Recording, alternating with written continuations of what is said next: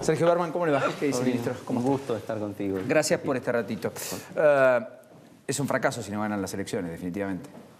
Yo creo que toda contienda electoral uno tiene la expectativa de ganar, y en este estadio en el que se va polarizando la situación, y después del último fin de semana, donde justamente creo muchos ciudadanos que no necesariamente dejan de criticarnos han salido justamente a apoyar, ¿no? Que haya una continuidad con el cambio, que el mérito no lo tiene un partido, ni siquiera el propio presidente, sino que encarna un deseo de los argentinos, y creo que va a ser plebiscitaria la elección.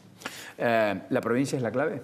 O sea, le puede ir muy bien a Cambiemos en distintos puntos de vista, pero si fracasa en la provincia de Buenos Aires será un fracaso. Bueno, es un territorio donde creo que se dio la primera sorpresa, ¿no? Creo que inclusive cuando se dio el recorrido electoral nadie podía estimar que María Eugenia iba a poder ser electa, cosa que habla justamente del mérito de ella como una excelente dirigente política, pero también del crédito que le tenemos que dar a los bonaerenses, en el sentido de que sí pudieron dar la conformidad a un cambio, y particularmente te diría de que aún con todos los problemas que tenemos y lo mal que está pasando mucha gente hoy la situación, y no me refiero a lo que vamos a hablar que es el clima, me refiero a la situación económica, creo que hay mucha gente que sin dejar de quejarse, entre volver para atrás con lo que ya conoció e insistir con que necesitamos más tiempo para consolidar el cambio, nos va a dar el apoyo. ¿Usted va a ser candidato? No. ¿Se especuló con...? No, no va a ser de la partida. ¿Cree que el paro de mañana va a ser lo suficientemente contundente como para demostrar que efectivamente lo del sábado es una parte de una Argentina, pero que hay otra que es la que eventualmente mañana se va a expresar? No, lo del sábado supera ampliamente toda especulación de compararlo con lo de mañana. Me parece que el sábado es la manifestación de una nueva manera de participación. No quiero entrar acá con ningún tipo de apelativo, ¿no? Pero está claro que es otro paradigma. Hay gente que sale no en una plaza, no en un lugar, sino en todo el país. Lo hace de manera espontánea. Bueno, mañana va a pasar lo mismo. Y bueno, mañana tenemos que ver lo importante que va a ser el paro, que va a ser efectivo a que sea legítimo y sea genuino en toda su manifestación. Porque cuando vos quitas el transporte, ya no necesariamente podés validar quién para y quién no llegó a trabajar. Cuando vos de alguna manera usás un aparato, que en este caso está politizado de manera casi partidaria en un contexto que no tiene una justificación consistente, porque que estemos mal creo que es algo que la gente puede reconocer. Ahora, pero es el primer paro a Mauricio Macri en 16 meses. Una acción totalmente política, coyuntural en un año electoral. ¿Así lo define usted? Sí. ¿No cree que nada genuino? No, yo estoy diciendo que una cosa es lo que los trabajadores genuinamente pueden reclamar, y otra cosa es cuando su cúpula no necesariamente la representa, sino hace un uso de un reclamo que es legítimo en términos de un trabajador, pero totalmente, en mi opinión, ilegítimo usar la estructura de representación para ponerse en oposición a un gobierno, que no dejó de dialogar nunca y que no hay absolutamente ninguna consigna para el paro de mañana que sea consistente en términos de esta movilización. ¿Cómo evalúa el impacto de la tragedia ambiental a la que asistimos en 11 provincias con, no sé cuántos evacuados, pero creo que más de 10.000 ahora? Sí, entre todas ciudades las provincias, que hay que reconstruir casi por completo, como Oro Rivadavia, piedra y granizo que ha afectado economías regionales, viñedos en Mendoza, producción agropecuaria bajo el agua, cosecha récord que empezó a estar en un signo de interrogante, digamos. ¿Cuál es el impacto real que cree usted va a tener? Yo creo que hay dos impactos. El primero y el más importante es estar con la gente, y además de expresar solidaridad, que lo hace el argentino de buena voluntad, es que el Estado está presente. ¿Cómo está presente el Estado? Y te diría que habría que evaluarlo desde el verano y este principio de otoño, asumiendo que el impacto que tiene el clima sobre el escenario de nuestro país ya no es necesariamente el pronóstico, sino la previsión y la reacción. Eso se hace técnicamente a través de una nueva herramienta, que es la nueva Ley de Defensa Civil, que conduce la Jefatura de Gabinete, y el SINAGIR, que es el Sistema Nacional de Gestión de Riesgo y Emergencia.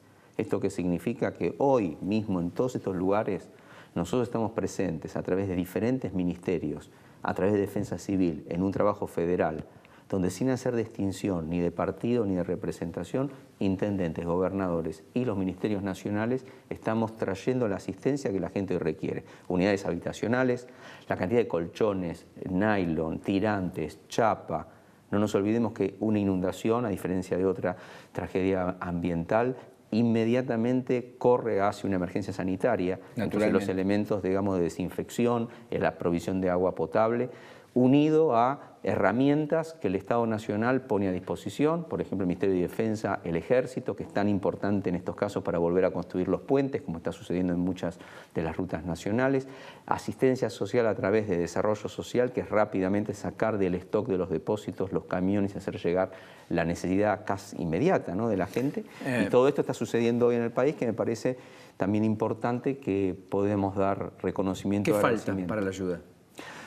Yo lo que creo que en realidad que falta es la articulación de todos los recursos que tenemos. O sea, el gobierno los recursos faltan colchones, faltan... No, hoy justamente tenés dos movimientos. Tenés la solidaridad espontánea de la gente y la provisión del Estado. ¿Es necesario que se sigan moviendo o en todo caso está...? Sí, siempre, porque vos tenés también una situación. Por ejemplo, hoy estuvimos viajando con el ministro Rogelio Frigerio en Comodoro Rivadavia y Santa Rosa y tenés la situación que tenemos pronósticos para el próximo fin de semana de lluvias.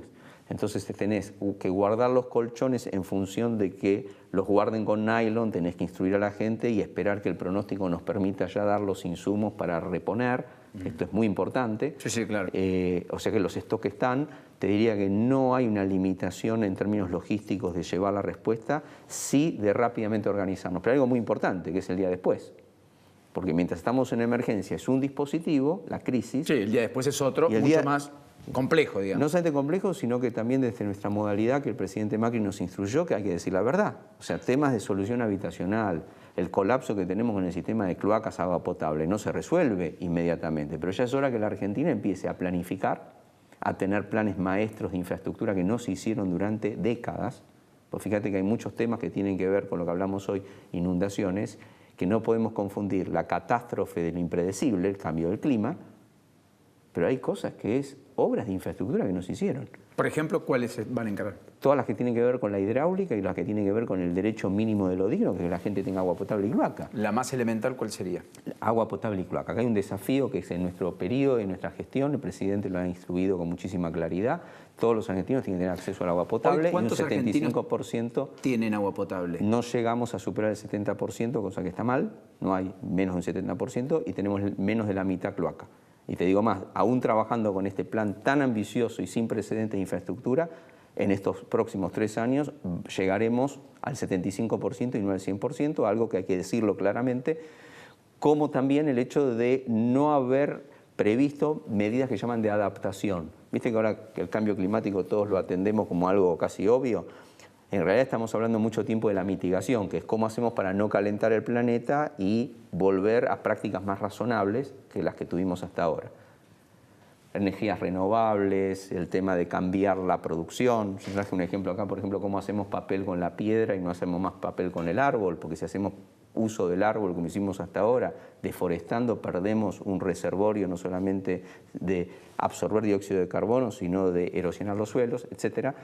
Pero todo eso viene de la mano de lo que se llama adaptación, que no es mitigar el efecto, sino adaptar, que es hasta que cambiemos las prácticas y bajemos la temperatura del planeta, hay que hacer obras de adaptación. Por ejemplo, Santa Fe y Córdoba no pueden seguir discutiendo de quién es la culpa de lo que tira el agua. Necesitamos obras hídricas. Bueno, Mendoza y La Pampa andan en lo mismo, ¿no? Lo mismo, y podría darte un recorrido de todos los lugares donde estamos hablando hoy, qué medidas estructurales hay que hacer, porque esto vino para quedarse. O sea, me parece que no hay que tomarlo solo como un evento estacional, sino como un cambio de los ciclos del clima. Ministro, mi consulta tiene que ver con el saneamiento del riachuelo. Sí, cómo no. El año pasado se hizo una audiencia el 30 de noviembre donde se encontraron muchísimas deficiencias en lo que es el saneamiento del riachuelo y el cumplimiento de la sentencia del año 2008. ¿Cómo están trabajando ustedes? Porque pasan los gobiernos y no pasa nada con el saneamiento del riachuelo. Entiendo que es algo difícil, pero... No. Me parece muy útil la pregunta porque a veces hay percepciones que tenemos que requieren también aclaraciones y vuelvo a insistir al principio anterior. Y hay que decir la verdad. Y decir la verdad significa que desde la sentencia del 2008 hasta el 2012 hubieron audiencias públicas en la Corte Suprema. Desde el año 2012 no hubieron. Nosotros hicimos la primera audiencia que no fue la del 30 de noviembre, sino que fue en junio en Barracas con el cuerpo colegiado más los vecinos.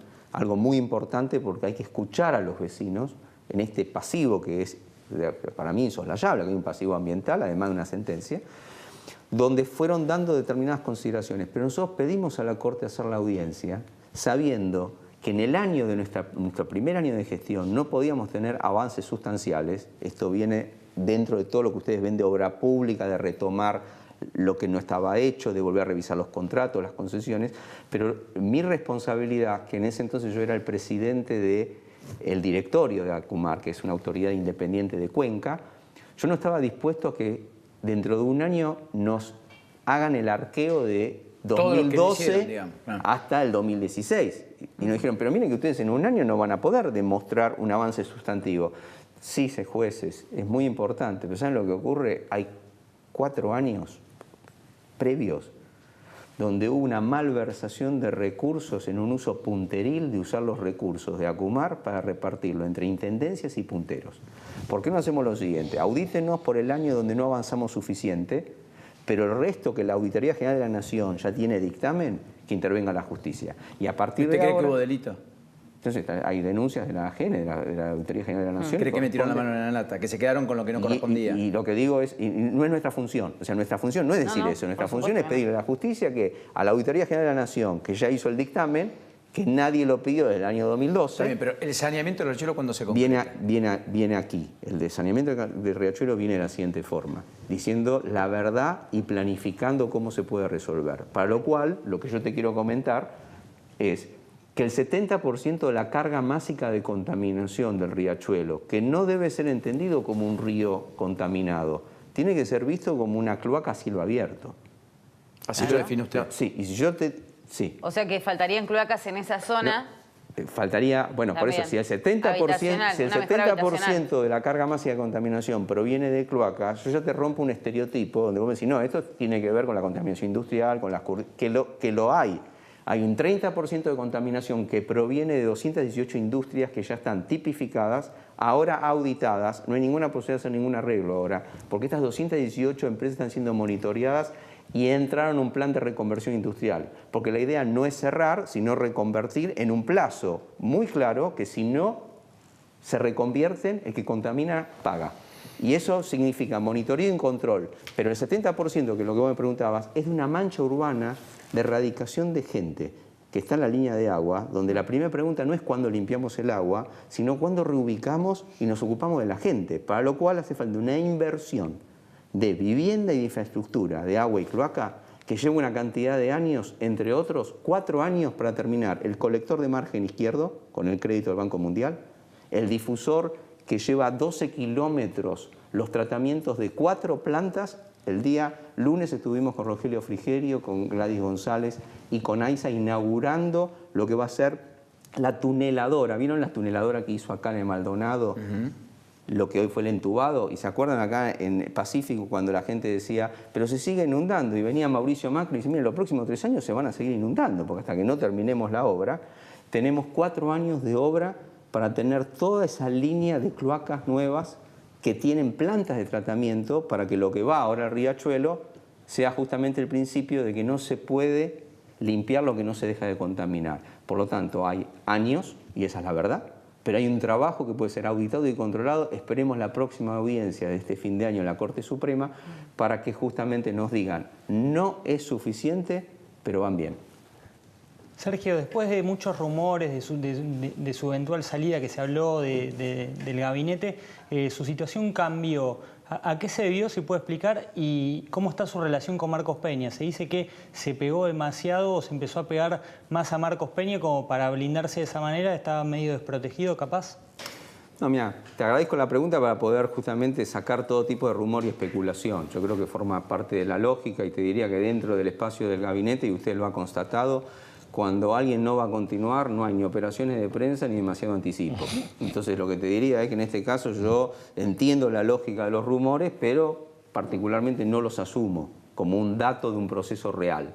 Usted dice, como el perro que ladra no muerde, digamos. Puede ser. Más o menos. Pero lo más importante... Si hay rumores de que alguien se va, se queda. A veces puede ser que sí, puede ser que no, pero creo que también tiene que ver con la curva de aprendizaje, que ahí sí yo reconozco el liderazgo de Marcos Peña en el gabinete y también de los viceministros, en el sentido, yo los llamo viceministros, pero para mí los que lo asisten a Marcos Peña como jefes de gabinete en funciones. Quintana, digamos. Claro, pero para nosotros son justamente los referentes en los cuales aquellos que no veníamos justamente con la experiencia de la gestión, pero sí con la vocación, y que tenemos la idoneidad y la capacidad, que hay que demostrarla. Y yo estoy muy entusiasmado, pero además muy conforme. con el proceso de mi aprendizaje y fundamentalmente con la solvencia de los temas que se suponía que no solamente poder responder y entender, sino haber reclutado un equipo de gente idónea que puede estar a la altura de estas circunstancias. Pero fundamentalmente, y me parece muy importante, es agradecer que se haya tomado la decisión, y no por un tema mío personal, que se haya creado un Ministerio de Ambiente y Desarrollo Sustentable y que se ponga eso en la agenda. ¿Usted tiene buen presupuesto o que le gustaría tener más? Siempre que me gustaría tener más, pero tengo una... Bueno, Cormillot se fue porque tengo una... plata nunca le dieron, qué sé pero yo. tengo una, Sí, tengo una buena noticia que también completa la respuesta. Es un ministerio totalmente transversal. No tengo ninguna posibilidad en Ambiente y Desarrollo Sustentable de hacer cosas si no es con otros ministros. Y justamente el logro más importante del primer año de gestión tuvo que ver con haber creado el Gabinete Nacional de Cambio Climático, donde el presidente convoca a todos los ministros y al ministro de Ambiente no lo hace cargo del desarrollo sustentable. Antes de la pregunta de Cancelario, 2 o 3 interrogantes rápidos. ¿Cómo no? ¿Los aviones hidrantes del plan del manejo del fuego están o no? Sí, por supuesto, están y te corrijo ahí, a la fija y a la móvil. A la fija son aviones donde hay hidrantes y observadores, y al mismo tiempo la móvil, que son los helicópteros, están y están funcionando. Están funcionando. Por supuesto. Después del nuevo incidente en La Barrica, en Veladero, provincia de San Juan, Sí, señor. el gobernador tomó la decisión de parar la producción. Nos parece muy bien, porque Sigue siendo jurisdicción provincial, algo que durante meses estuvimos explicando, y la gente dice, bueno, pero ustedes, la nación, hagan algo, y lo que nosotros tenemos que hacer es respetar la incumbencia federal, que esto es una potestad del gobernador, cosa que nos parece muy bien que haya tomado esta medida, y nosotros la hemos complementado. Anteriormente en inspecciones y denuncias que hicimos a la Justicia Federal ¿Y ahora? en San Juan, que quiero contestarte, la Justicia Federal de San Juan denegó nuestra participación, pero nosotros preferimos denunciar, que nos deneguen la denuncia, a que se tome la percepción de que no hacemos nada. De que son cómplices eventualmente. O que miramos para otro lado. permisivos. Lo que pasa es que lo de la Barrick Gold está siendo investigada. En San Juan tienen una parte y acá en la Justicia Federal la parte de los funcionarios. Claro, y además de los funcionarios, y ahí sí viene ahora nuestro nuevo rol, es luego de las reincidencias. Nosotros no solamente fuimos y subimos a Veladero para hacer una inspección, sino que el resultado de esa inspección va a llevar una nueva denuncia que vamos a hacer. Y no solamente que vamos a hacer, sino que vamos a pedir que se continúe con esta clausura preventiva, porque hay fallas estructurales en el Valle de la Exhibición que ya ponen en riesgo no solamente la práctica minera, sino el ambiente en general, O sea, que es un bien que público. usted ve que Veladero no va a producir durante un buen tiempo. Yo entiendo de que lo sensato y lo lógico, luego de la reincidencia y luego de las inspecciones, es en las condiciones que estaban operando, no pueden operar. O sea, por lo menos 60 o 90 días va a seguir cerrado. Dependerá de lo que depende ahora la justicia. Porque en este caso te diría, la diferencia con el gobernador, ¿cuál es? Él tiene potestad de medidas administrativas, porque es su jurisdicción. Sí, claro. Nosotros no tenemos potestad de medida administrativa sobre la explotación minera en San Juan ni en ninguna otra provincia, pero sí tenemos el deber y la obligación de hacer nuestra intervención y la denuncia, porque ahora será la justicia la que tendrá que, en función de nuestra denuncia, intervenir. Apelando a su brevedad, esta situación que se dio en la Barrick, también creo que se da mucho tema de la administración y el control de los emprendimientos urbanísticos que se dan en el norte y oeste del conurbano bonaerense, Pilar, Sí, Tigre, San Humedales. Fernando, Escobar, Reconquista. Sí. ¿Cómo van a trabajar ahí? Si hay manera de frenar los emprendimientos que van avasallando los humedales, Escobar, el escándalo del intendente, ¿cómo se hace? Eso se hace con una ley de humedales que se sanciona, pero al mismo tiempo con un inventario de humedales que está en curso. Esa es nuestra función como autoridad de aplicación, que es el inventario de humedales, y fundamentalmente con la participación de la justicia, porque las leyes de ordenamiento territorial siempre van a requerir de la acción de la justicia. Y te diría más, nosotros hoy tenemos un modelo de intervención que se llama impacto ambiental. Cualquier emprendimiento tiene que ser un impacto ambiental. A nosotros nos gustaría que el país, en vez de tener una reglamentación de impacto ambiental, tengamos estudios ambientales estratégicos, que son los países desarrollados, y nosotros como argentinos queremos estar en OCDE, en la certificación superior a la que tenemos hoy, que no dejan que un privado haga un proyecto y te presente un estudio de impacto. El Estado previamente ordena el territorio y te anticipa qué se puede hacer y qué no se puede hacer, de manera tal que los humedales que vos estás mencionando, y no son los únicos, porque tenemos en lugares maravillosos del país humedales, con biodiversidad y con riqueza, Sí. que no podemos permitirnos que haya ninguna especulación que un privado vaya ahí a proponer que quiera hacer algo y te va a presentar un estudio de impacto ambiental para que después tarde intervenga la justicia. Hay que prevenir y anticipar, Y te doy una buena noticia sobre este tema, que no son las preguntas que habitualmente nos hacen. ¿Vos sabés cuál es el logro máximo de nuestro proyecto de ambiente y desarrollo sustentable que estamos haciendo y que no necesariamente todos conocen? La duplicación de la superficie de los parques nacionales. No hay absolutamente mejor medida ambiental para la trascendencia de lo que vamos a legar a nuestros hijos y las próximas generaciones que resguardar con la máxima protección nuestro maravilloso territorio. Ministro, gracias por este ratito. A ustedes por la invitación. Y bienvenido, hasta la próxima.